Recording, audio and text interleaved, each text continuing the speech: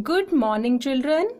As you know, we are doing exercise 2.2, and for this we studied properties of whole numbers in our previous class.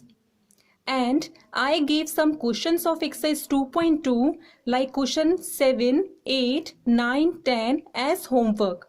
And I said question 1 to 6, question 1, 2, 3, 4, 5, 6 we will discuss in our next class. So students, today we will solve question 1 to 6 of exercise 2.2. Some questions we will solve in the class and rest I will give you during period and you will solve by yourself. Today students, we will finish our exercise 2.2 and in our next class on Monday we will study about exercise 2.3. So students, let's start. Here you can see our question number 1. Question number 1 is explain how the following multiplication makes use of distributive property of multiplication over addition, and the multiplication is given 728 multiply 435. Students, when I explained distributive property, I told you distributive property has two parts, multiplication over addition and multiplication over subtraction. Here we will solve multiplication over addition.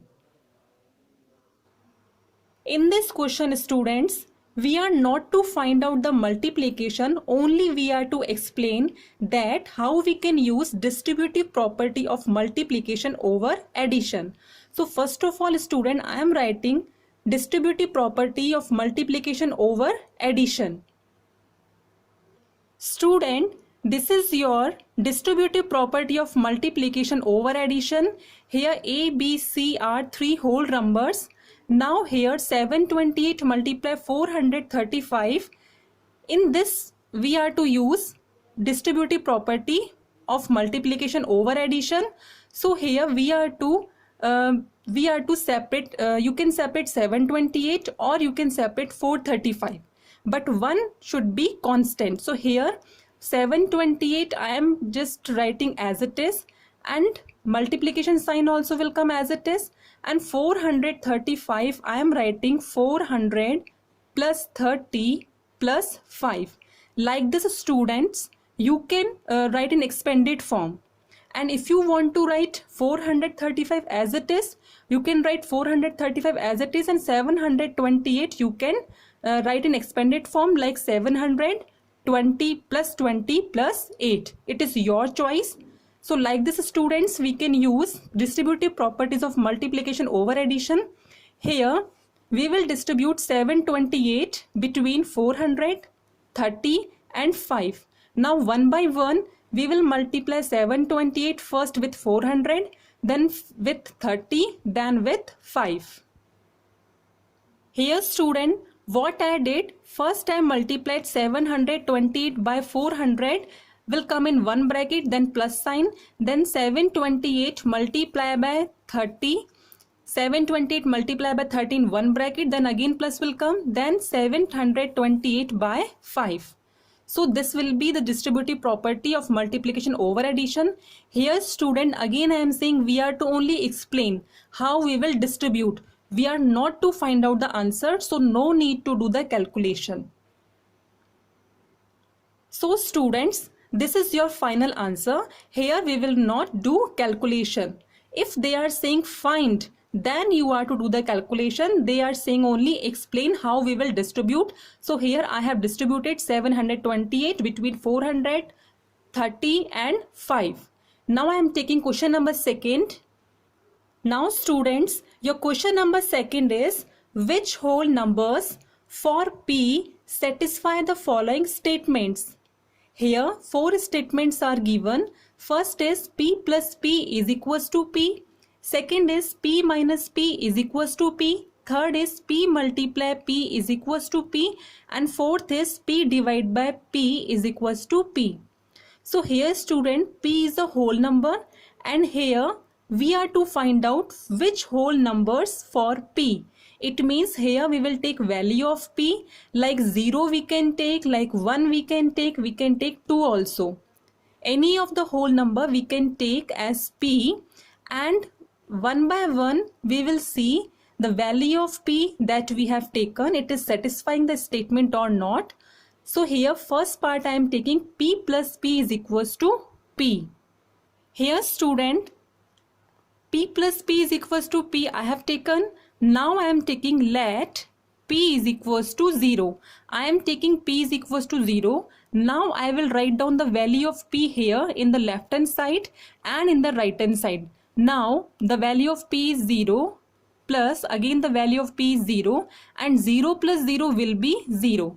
So the value of p is equals to 0 is satisfying the statement. Now you can take one more value. Suppose I am taking p is equals to 1. Now check, 1 plus 1 will be 2. So it will be wrong. This student, I am explaining in the rough. Suppose I have taken let p is equals to 1. Now here 1 plus 1, what will be the value? 2. And here we have taken p is equals to 1. But here what value of p is coming? Value is coming 2. So we can't say p is equals to 1 for p plus p is equals to p. So 0 is satisfying the statement. Now second number. Here also student, I am taking, suppose let p is equals to 0 again. Now 0 minus 0, it will be 0 definitely. And if you will say p is equals to 1, if you are just considering p is equals to 1, then 1 minus 1 will be 0. Here the value of p will be 0, but here you have taken 1. So it will again wrong. So p is equals to 0 will satisfy second statement. Now for the third. For third situation, p multiply p is equals to p. Again I am taking let p is equals to 0. So here student, 0 multiply 0, it will be 0. It means p is equals to 0. Satisfy this statement. Here student, p is equals to 1 also satisfying this statement.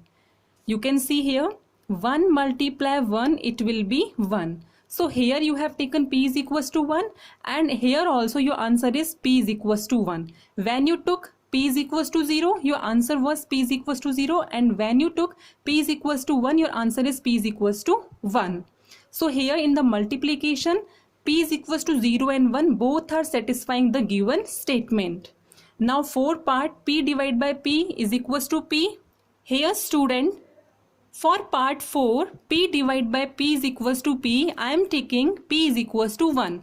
Because as you know, 1 divide 1, your answer will be 1. So here I have taken p is equals to 1 and my answer is p is equals to 1. So here 1 is satisfying. But here if you are taking 0, 0 will not satisfy. Because if you will divide 0, then infinite will come.